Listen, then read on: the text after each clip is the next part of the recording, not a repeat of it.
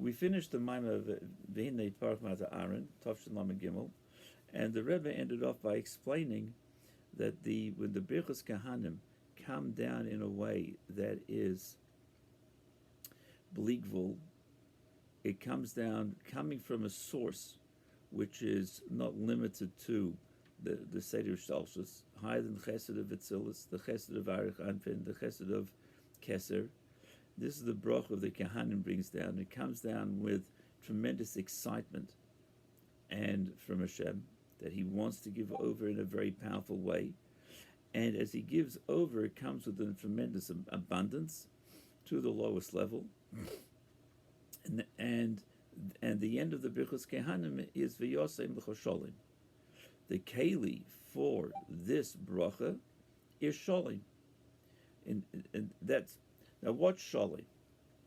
So I'd like to explain and expand on what's the word sholim piece. So you have many different levels of sholim. The Mishnah says that we say in Birchos Hashacha, "Var sholim bein ish adam lachaver bein ish liishtoi," people getting along. So one level is of sholim, people being, number one, tolerant of each other, and being able to, and then not only tolerant, work together and get along. The opposite of sinas chinam, avas chinam, the way of getting along with people together. And we're all made different. The Gemara says the same way as our faces are different, so our minds are different. And the uniqueness that was of Moshe Rabbeinu and Yeshua was that they were able to interface, relate to all the 600,000 different types of neshamas there were. It wasn't not only types of neshamas, spiritual, but each person had a little bit of a different angle. And so you have the Moshe Rabbeinu, his pashtus of the Moshe, is a neshama that's able to relate to and uplift every type of yid. So there's a level of shalom where people learn to get along. You've got all the mitzvahs of Avos Yisrael. That is of giving tzedakah, bikkur cholim, hachnasas kala, taking care of people before Shabbos and Yom Tov, making sure everybody has what they need. You've got the decorum in a shul. There's communities not having any fighting. You've got all that one layer of how people get along. That's one level of shalom. So where there's shalom, you're right. That's one level. It's a keli for Hashem. Hashem says, "What do I have?" The Torah is shalom, and then there's a deeper level of shalom. That is that we are made with different energies. We're made with seichel and midas, and sometimes they're not in harmony. That there's an inner tension that there is between how a person understands something and how they feel. You can feel very strongly about something. Doesn't make sense. If you would think it out, it doesn't. Should the midas be controlled? Should the, let's say, anger, disappointment, the negative midas be controlled because of the one's mind? Yes, it should be.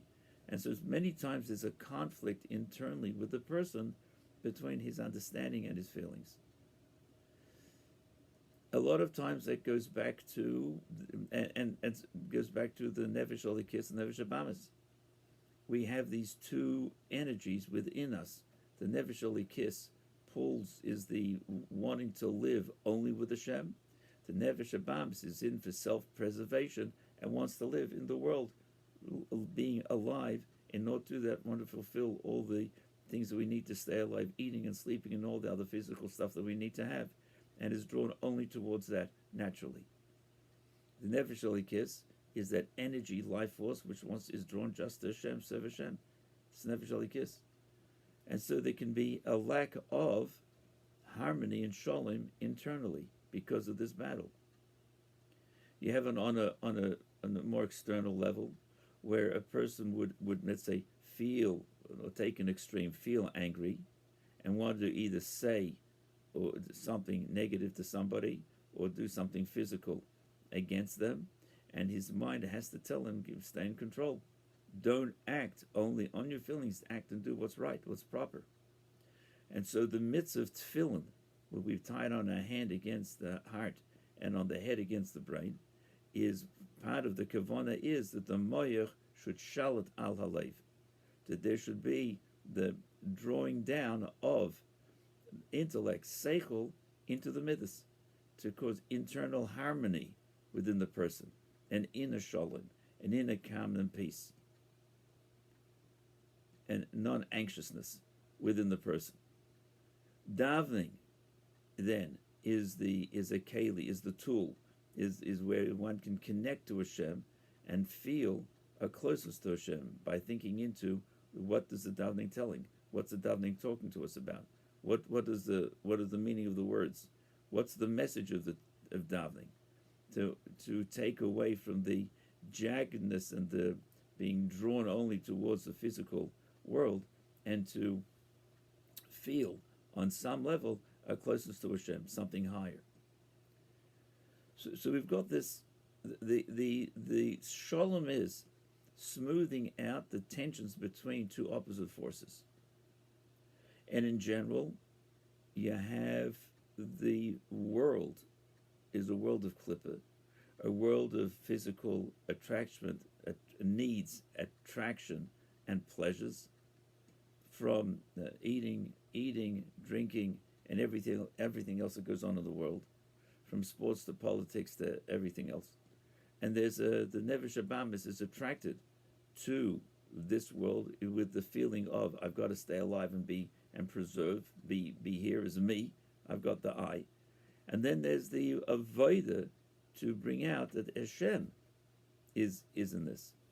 And so you've got these two general tensions that there is between living a physical life and living a life full of ruchnis, which leads into, the Alter Rebbe explains in Perek Tanya, in Perek Aleph, the first Perek, the difference between the language is that each yid has two souls, a soul of Kedusha and a soul of Klippa. And he first explains the soul of Klippa. What's very interesting is that the language he uses is his two souls, as opposed to the Talmudic expression of Yetzer Tov and Yetzer Hara. Yetzer Tov and Yetzer Hara tell you that there's sometimes I'm pulled to do good, Yetzer Tov, sometimes I'm pulled to do bad. But who's the me? I'm just regular, whatever that means. There was a guy told me, Rabbi, we in the clothing business, there's a number of levels. One is regular, one is irregular, and then there's seconds. You're a second. So there's a person is regular, and sometimes he's pulled towards helping somebody, Yetzer Tov. Sometimes I want to go to shul, Yetzer Tov. He's pulled that way. Other times he's pulled in a different direction. I want to sleep longer, Yetzer Hara. I want to say something negative to somebody, Yetzer Hara. I can't be bothered doing this mitzvah, Yetzer Hara. But in the meantime, there's sort of you'd say, a neutral existence of the person. And one times he's pulled this way, pulled that way. That's what the word Yetzer means. A will, a desire to go in one direction or another. What if you're not pulled in either direction? You're just sort of regular. That's a standard Talmudic view without the explanation of Kabbalah and Chassidus. The Alter Rebbe explains that according to the Kabbalah and how he explains in Chassidus, it's not just that there's a Yetzer, it's a nefesh. A nefesh means a life, a full of life. So the person is able to live a life either of nefesh abamis, klippadik, gashmiz oriented life. That's what their life is all about. Or there's another neshama, another nefesh, and that's the nefesh of kedusha, where you have the life of kedusha, that a person lives a life of kedusha, because it's a nefesh alikis. So these are two different whole lives. And the guf contains both of these, and there's the battle between each nefesh to run and control the guf. So with this he lays out, this is the foundation, the first parak of the Tanya, that you have the nefesh habamis, which is made of klippa, which is self-ish. I'm here, I'm alive. I without even the I need yet. It's I'm here. And so there's an inner desire for self-preservation, that to live. Gotta eat, gotta sleep, etc. Have a house, have clothes, have a job. All the things that are necessary to live. It's a life, a worldly life, a life of klippa that a person lives out of. That's the nefesh habamis. And then by the average person, that's who they are. The nefesh elikis is the core and essence of a Jewish person, really. And it's a nefesh that desires and wants only to serve Hashem.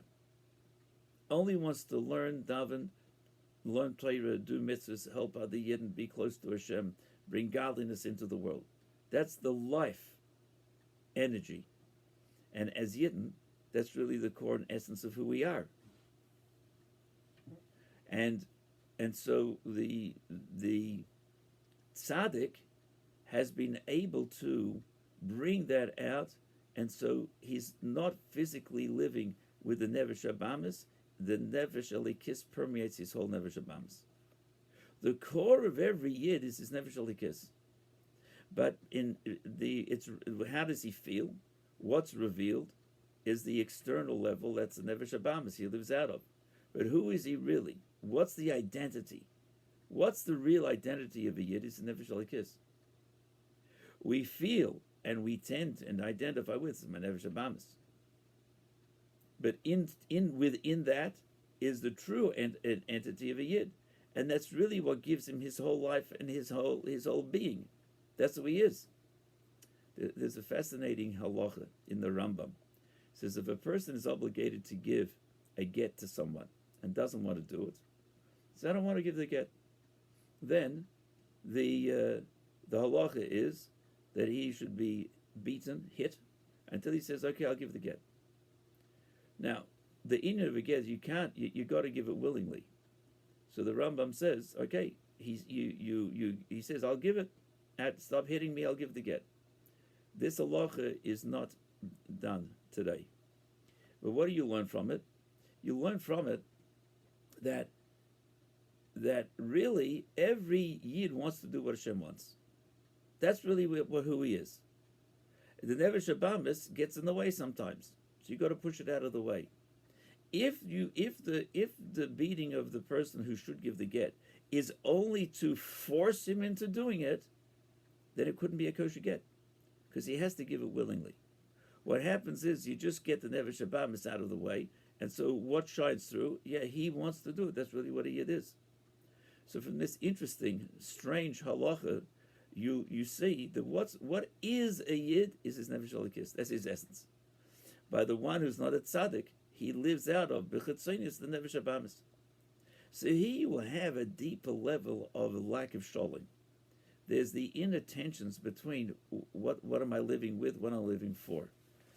However, through working this through, the sholom, making sholom, that the nefesh habamis should be refined, and here that godliness is of something of value, because the nefesh elikis is able to influence it. That's where you can have a real sholom.